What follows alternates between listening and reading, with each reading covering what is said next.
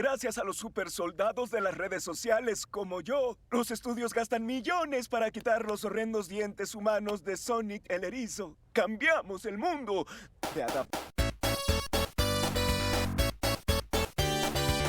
Yokoso todo el mundo, soy Dark Spider 094 y les doy nuevamente la bienvenida al podcast que aún recuerda la magistral guerra que hubo entre Nintendo y Sega en la década de los 90. Eran tiempos oscuros. Y claro, no podemos hablar de Sega sin mencionar a su eterna mascota, que es ultra conocida mundialmente por su extravagante diseño, actitud buena onda y variado catálogo de videojuegos. Y no es Alex Kidd, es Sonic el Erizo. Tómalo tú, tómalo tú, tómalo tú, tómalo tú. La franquicia de Sonic es ciertamente una que despierta todo tipo de opiniones entre la gente.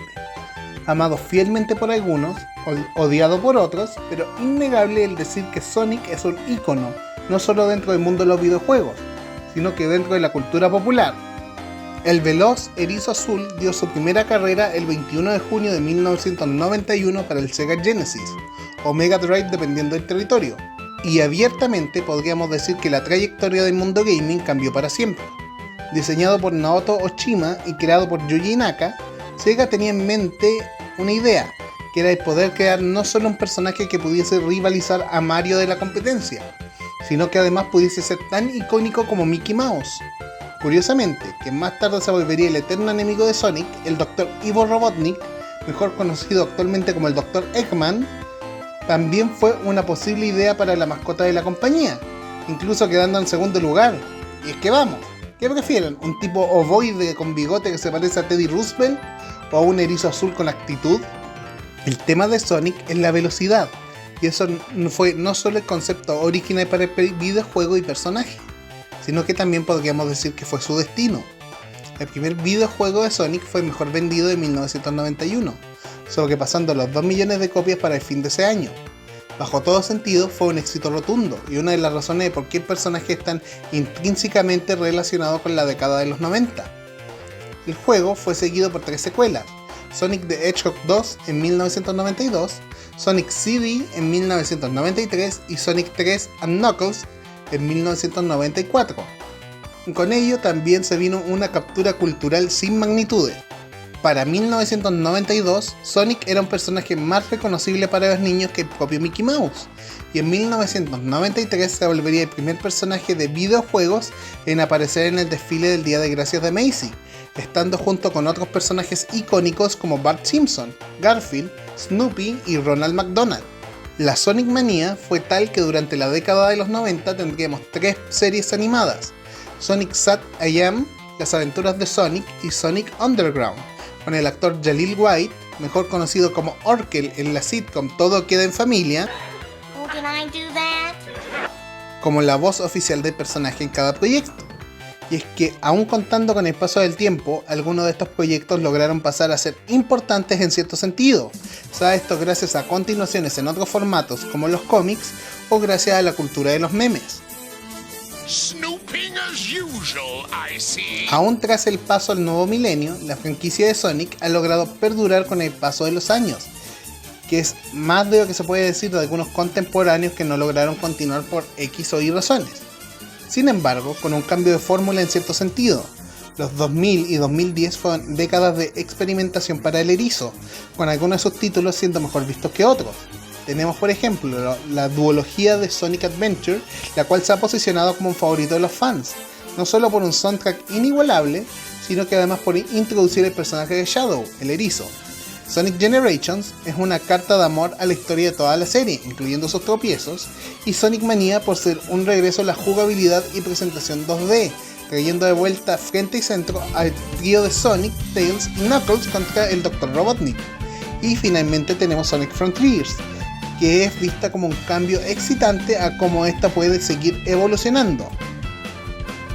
Pero en contraste tenemos títulos como Sonic 2006, cuya intención fue celebrar el 15º aniversario de la franquicia, pero que terminó sepultando la reputación de esta para muchos jugadores, en parte a su pobre optimización e historia sin sentido.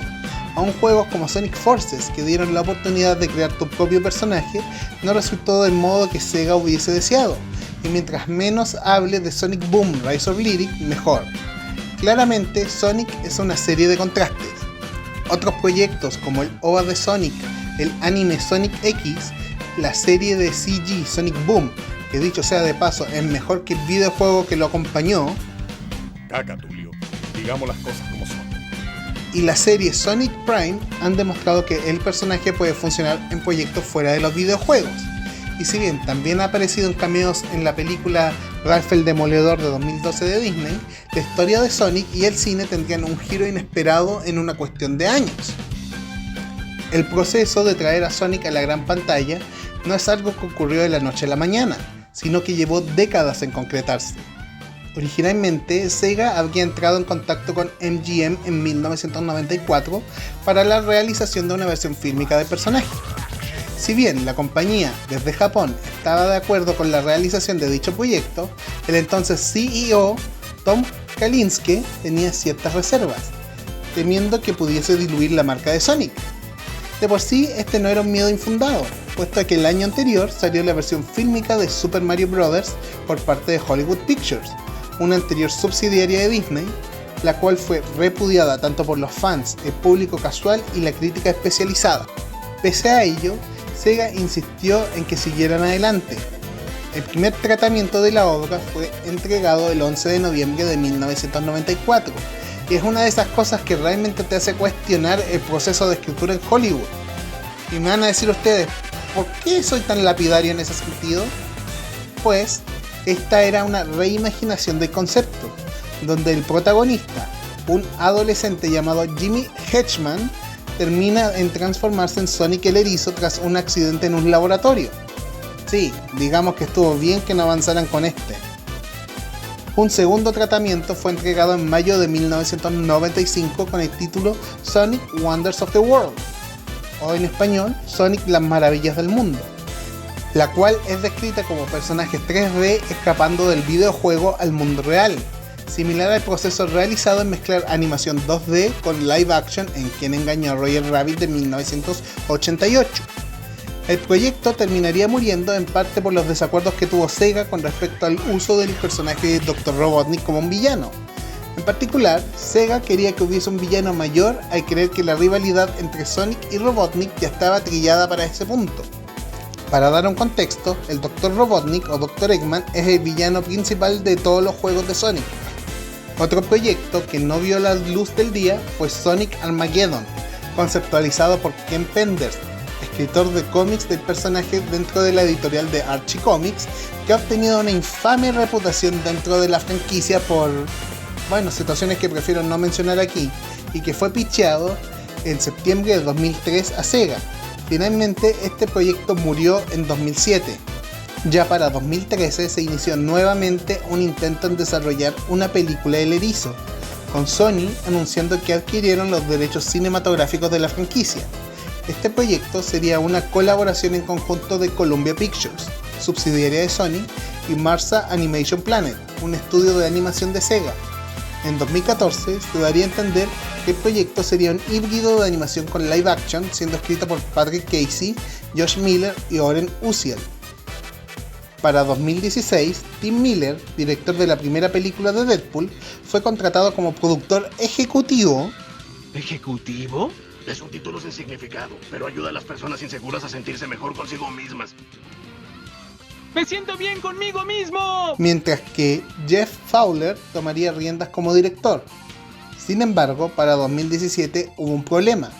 Sonic puso la película en el proceso de turnaround, es decir, un proceso donde venden un proyecto a otro estudio por problemas para el proceso de desarrollo antes de entrar a la preproducción, pasando ahora a manos de Paramount. Esta no sería la primera vez que Sony tendría este problema en particular, con uno de los casos más famosos siendo el de E.T. el extraterrestre de 1982, un proyecto que inició en Sony pero que más tarde fue recogido por Universal, o bien la primera parte de Volver al Futuro de 1985, también iniciada en Sony pero recogida por Universal. Ya para octubre de 2017, Paramount oficialmente adquiriría todos los derechos cinematográficos de Sony, reiniciando así la producción. Con el año 2018 se empezaban a revelar a los actores que participarían en la película, con James Marsden, quien hizo de Cíclope en la trilogía original de los X-Men,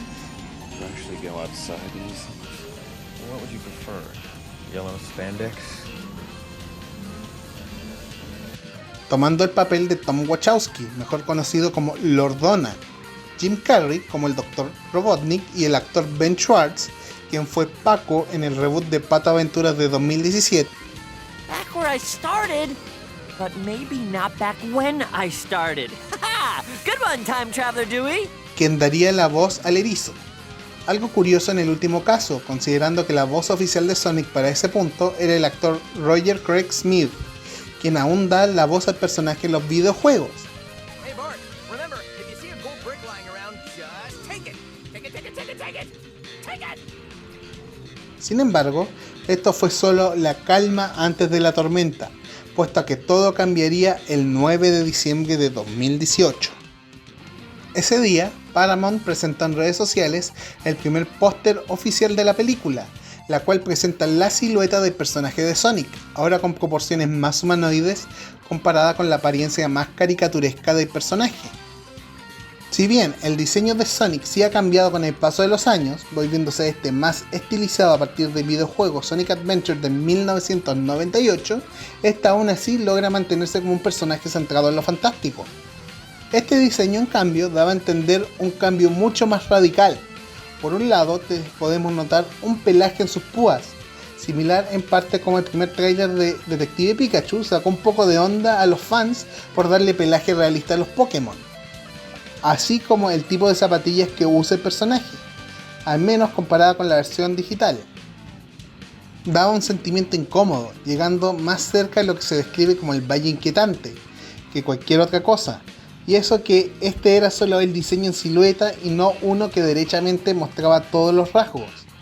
No ayudaría que otros pósters relacionados con el proyecto, con al menos uno creado previo al proceso de casting oficial, fueron filtrados, dando más razones a los fans para temer. Y es que hasta el co-creador del personaje, Yuji Naka, estaba impactado por el diseño, sintiendo que el radio de la cabeza y cuerpo estaba completamente desbalanceado, así como la redondez del abdomen. Finalmente, todo se fue al reverendo carajo en abril de 2019, cuando se reveló el primer tráiler de la película. Este tráiler, presentado originalmente en CinemaCon, fue lanzado públicamente el 30 de abril, y si bien logró romper el internet, no fue quizás la forma en que Paramount lo imaginaba. El diseño de Sonic fue presentado en su totalidad, y decir que fue odiado tajantemente de forma casi universal es venderlo poco. Llegó un punto en que la misma Paramount tuvo que retirar el tráiler de su canal de YouTube por la recepción viciosamente negativa. Y es que si el diseño en la silueta ya era raro, ahora visto completamente ya cruzaba ese mismo valle inquietante. Los ojos separados, dientes humanos, un color más mudo para las partes de su cuerpo que deberían tener piel, la falta de guantes. Simplemente es un rediseño horrible. Y tal parece que fue algo que debió generar discusiones internas tanto en las oficinas de Paramount como en Sega, porque 4 días después, Jeff Fowler anunciaría por Twitter que el diseño de Sonic sería completamente cambiado desde cero. Esto significando un retraso en el estreno de la película de noviembre de 2019 a febrero de 2020, con el artista Tyson Hesse, quien ya había trabajado anteriormente en la franquicia, principalmente en los cómics de Archie y en la animación de las escenas del videojuego de Sonic Mania, dirigiendo el proceso del rediseño. El diseño finalizado de Sonic fue presentado con el segundo tráiler de la película el 12 de noviembre de 2019, el cual logró asemejarse de forma mucho más fiel al diseño de los videojuegos. Si bien sus ojos aún permanecían separados, estos se hicieron más saltones y con un poco de pelo para asemejar su diseño usual.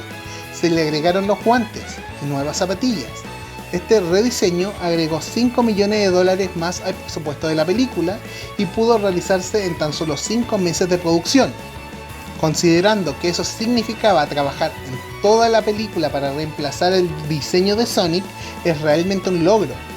La película finalmente se estrenaría el 14 de febrero de 2020 en Estados Unidos, y pese a todas las dificultades, incluyendo una que nos afectaría mundialmente durante ese y el año siguiente, que no puedo mencionar porque YouTube es así, Sonic terminó recaudando $320 millones, siendo considerado un éxito.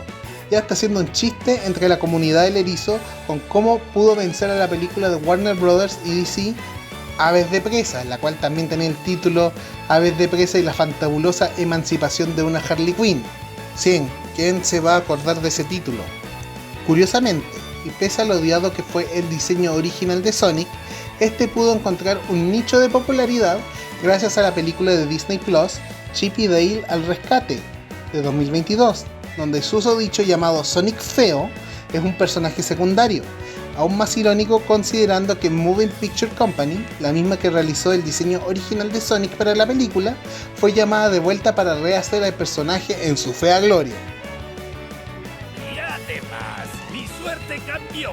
Me ofrecieron un nuevo reality show de la mano con el FBI. Se llamará Sonic Feo y los crímenes. No solo eso, sino que en abril de 2022 se estrenaría Sonic 2, la película, la cual introdujo formalmente a los personajes de los juegos Tails y Knuckles, y en 2024 entregó por partida doble la miniserie de Knuckles en el servicio de streaming de Paramount Plus, así como la tercera parte de la franquicia en Sonic 3, la película, la cual adaptó al personaje de Shadow con la voz de Keanu Reeves. Aún más, esta película trajo de vuelta a Jim Carrey, quien habría entrado en un retiro de la actuación después de la realización de Sonic 2, volviendo no solo como el Dr. Robotnik, sino que además tomando el papel del abuelo del personaje, Gerald Robotnik.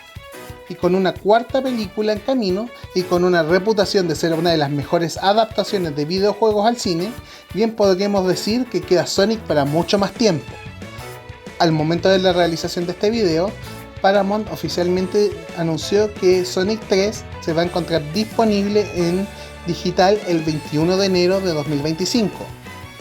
Soy Dark Spider 094 y nos vemos en un próximo video. Y recuerden, gotta go fast.